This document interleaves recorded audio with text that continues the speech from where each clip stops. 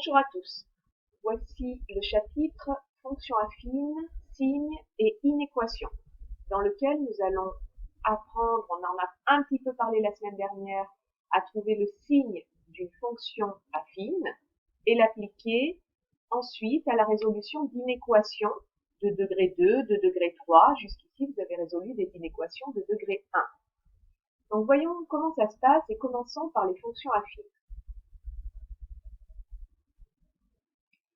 Nous avons vu dans le dernier chapitre qu'une fonction affine, dans le dernier chapitre et dans le chapitre précédent, qu'une fonction affine est représentée par une droite. Une fonction affine est définie par f de x égale ax plus b, et a peut être positif ou négatif. Lorsque a est négatif, rappelez-vous, la fonction affine est décroissante.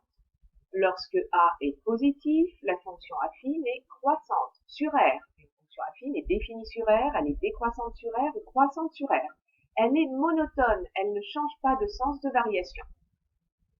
Cette fonction affine est représentée par une droite. Vous vous souvenez que cette droite passe par l'ordonnée à l'origine. L'ordonnée à l'origine, ici, c'est B. Donc, notre droite passe par le point de coordonnée 0B. Qu'elle soit croissante ou décroissante, c'est la même chose. Ici, notre droite coupe l'axe des ordonnées en B. Et ensuite, pour la tracer, eh bien, nous utilisons le coefficient directeur A. Vous vous souvenez, on se déplace de 1 vers la droite et de A ensuite vers le haut ou vers le bas. Vers le bas lorsqu'elle est décroissante et de 1 vers la droite et de A vers le haut lorsqu'elle est croissante. Bien. Tout ça, vous le savez, nous allons nous intéresser aujourd'hui au signe de cette fonction affine. Alors, qu'est-ce que ça veut dire que le signe de la fonction affine? Nous l'avons déjà vu pour des fonctions quelconques. Lorsque vous rentrez un nombre x dans votre fonction, eh bien, son image peut être positive, c'est le cas ici, f de x est positif, mais si je choisis x plus grand que 2 ici, sur mon axe, eh bien, son image sera négative. Donc, vous voyez que lorsqu'on rentre un nombre avant ou après l'intersection de la droite avec l'axe des abscisses, eh bien, le signe de son image change. Donc, ce qui va être important, c'est l'intersection de notre droite avec l'axe des abscisses, c'est-à-dire de chercher pour quelle valeur de x, f de x s'annule. Or, f de x est nul, l'image d'un nombre est nulle, c'est-à-dire je cherche l'intersection de la droite avec l'axe des abscisses, lorsque ax plus b est nul. Et si je résous cette équation, j'enlève b de chaque côté et je divise par a. Donc c'est en moins b sur a, le nombre qui est ici, moins b sur a, que notre droite va couper l'axe des abscisses. Ici aussi, même chose, en moins b sur a.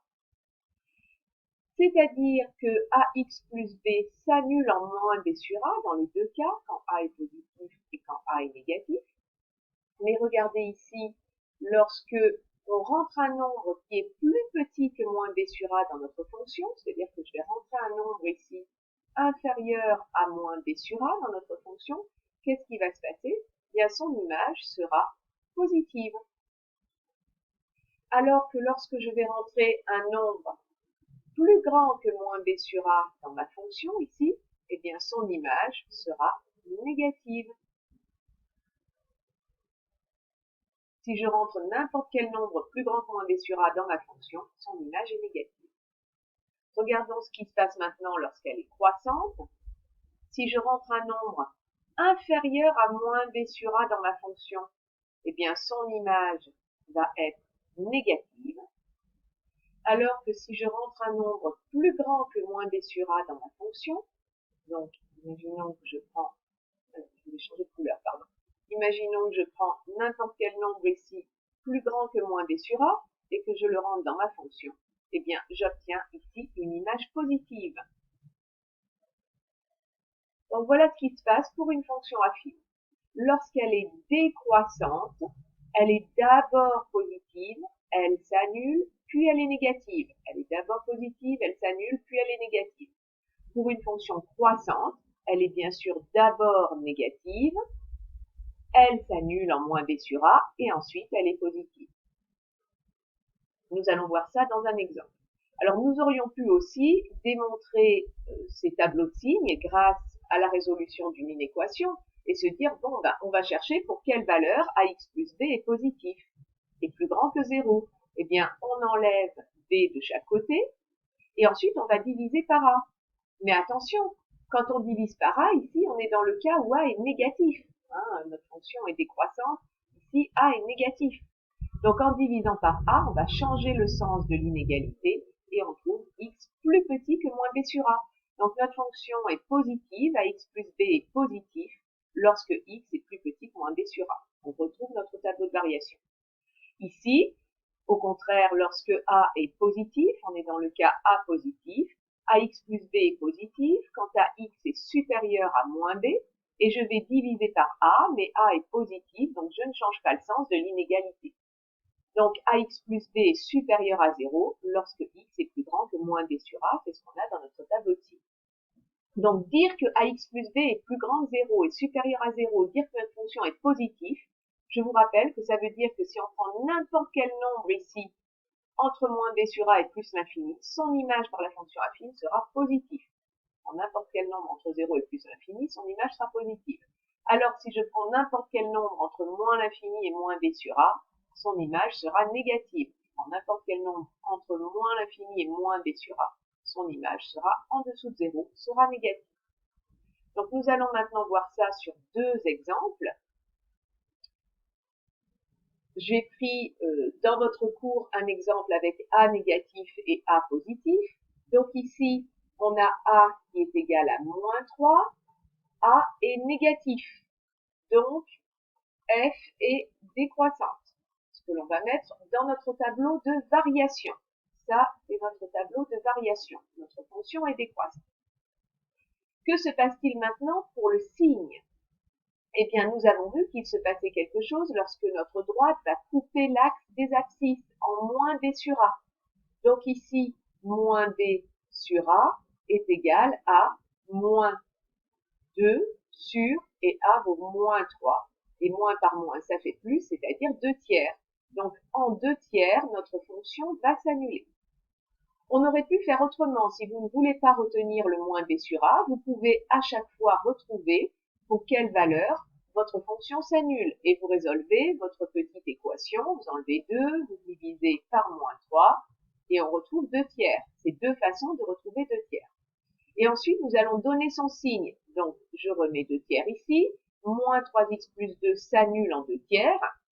Et puisqu'elle est décroissante, elle est d'abord positive, puis négative. Vous voyez qu'ici, on va être au-dessus de 0, donc elle sera positive, notre droite sera au-dessus de l'axe des abscisses, et lorsque on passe de tiers, ici, ce sera négatif, donc notre fonction est négative. Donc, lorsqu'on vous demandera de construire un tableau de variation, il faudra faire le premier tableau, et lorsqu'on vous demandera un tableau de signes, il faudra faire le deuxième tableau. Vous ne serez pas obligé de faire le tableau de variation pour construire le tableau de signes. Dans votre tête, vous vous direz, ah bon, ma fonction est décroissante parce que a est négatif, donc elle est d'abord positive puis négative. Vous n'aurez comme justification à donner que a est négatif, donc on a ce tableau de variation. Regardons maintenant pour notre deuxième exemple. Donc, on a g de x égale 3x plus 2. Donc, qu'est-ce qui va se passer ici? A est égal à 3. A est donc positif. Notre fonction g est donc croissante sur R. Donc, dans notre tableau de variation, on a une fonction croissante. Maintenant, elle va couper l'axe des abscisses en moins b sur a. Moins b sur a, à nouveau, c'est égal à moins 2 sur a, c'est-à-dire moins 2 tiers. Ou alors, vous le retrouvez en résolvant 3x plus 2 égale 0. J'enlève 2 de chaque côté et je divise par 3. En moins 2 tiers, notre fonction s'annule et puisqu'elle est croissante, eh bien, elle est d'abord négative. Ici, nos images seront négatives en dessous de l'axe des abscisses, donc elle sera d'abord négative. Elle va s'annuler en moins 2 tiers. Et ensuite, elle sera positive. puisqu'on va passer au-dessus de l'axe des abscisses. Donc, quel que soit le nombre que je prenne entre moins 2 tiers et plus l'infini, par exemple, si je prends 10, ou racine de 2, ou 3 800 000, et que je le multiplie par 3 et que j'ajoute 2, je suis sûre d'obtenir un résultat positif. Alors, si je prends un nombre entre moins l'infini et moins 2 tiers, moins 10 par exemple, je suis sûre d'obtenir un résultat négatif. Pour ma fonction f, c'est le contraire. Si je prends un nombre entre 2 tiers et plus l'infini, je suis sûre d'obtenir un résultat négatif. Et entre moins l'infini et 2 tiers, je suis sûre d'obtenir un résultat positif. Voilà pour cette première partie de cours. Nous allons, pour la deuxième partie, le faire dans une autre vidéo.